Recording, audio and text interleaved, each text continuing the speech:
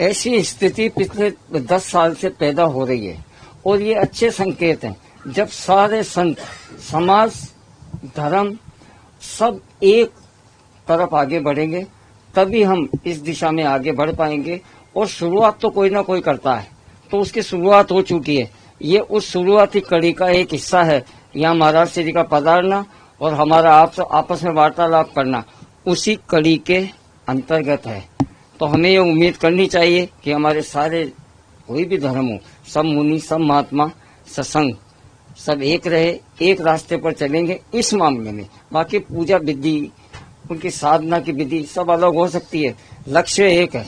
और लक्ष्य एक हो तभी हमारा देश दुनिया भर में जिस आध्यात्मिक और धार्मिकता के लिए जाना जाता है, एक अलग तरीके की जोत जलेगी। उसका हमको इंतजार है।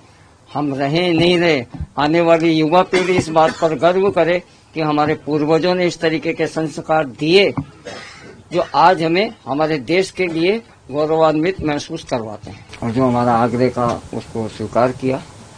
और इस देश में धर्म के प्रति, एक रूपता के प्रति जो सद्भावना आप में मैंने देखी, उसका मैं शब्दों में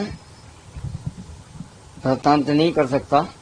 इतना जरूर है कि जिस तरीके से हमारे देश में इस समय आध्यात्मिक और धार्मिकता की जो अलग लगातार महात्माओं के द्वारा जलाई हुई है, वो अलग अगर इसी तरीके से जलती रहेगी और इसी तरीके से ये कारवा आगे बढ़ता जाएगा तो इसमें कोई दो राय नहीं है। जिन संस्कार निर्माण की हम बात कर रहे हैं, उन युवाओं में, उन बच्चों में जो आध्यात्मिक और धार्मिकता लिए हुए हैं लेकिन उनको भान नहीं है, ध्यान नहीं है, याद नहीं है, छोटे छोटे इन्होंने ये मुनि की दीक्षा ली।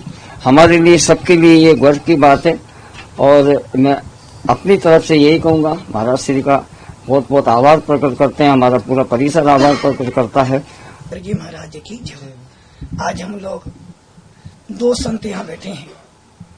कभी सुनते थे कि समाज एक हो जाए, सारा राष्ट्र कहता है कि समाज एक हो जाए, किंतु समाज को एक करने से पहले सारे संत भी एक हो जाएंगे तो समाज एक हो जाएगी। परसों महाराज साहब आए थे हमारे वहाँ, कुछ चर्चा हुई और आज उन्होंने निवेदन करा, महाराज हमारे यहाँ भी चलो। तो आज ऐसा लग रहा है जैसे सबरी बहुत सालों से इंतजार कर रही थी कि राम आएंगे और आज वही दशा। संत जब मिलते हैं तो कुछ चर्चा धर्म की होती है और जब चर्चा धर्म की होती है तो आपस में आदान प्रदान से कुछ भ्रांतियां दूर हो जाती है। जैसा कि अभी महाराज साहब कह रहे थे कि हम लोग सनातन धर्म कोई 1-2 दिन का नहीं है। सनातन मैंने जो अनादि से है और अनंत चलता चला जाएगा।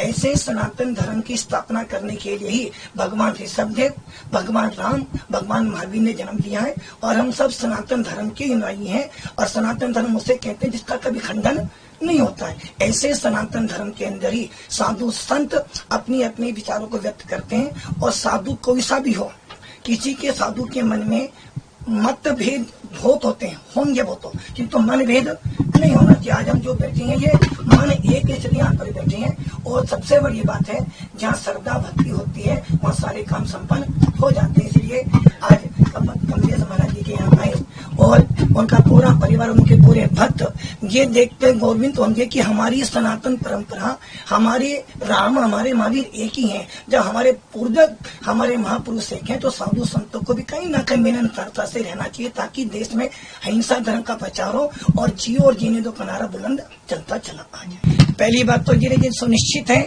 जब भी विश्व में शांति प्राप्त होगी तो साधु संतों की वाणी से ही होगी। और जब साधु संत एक मंच पर बैठ जाएंगे, कोई भगवान, कोई सा भी संप्रदाय हो, सभी संप्रदाय का मूल उद्देश्य है अहिंसा परमो धर्म।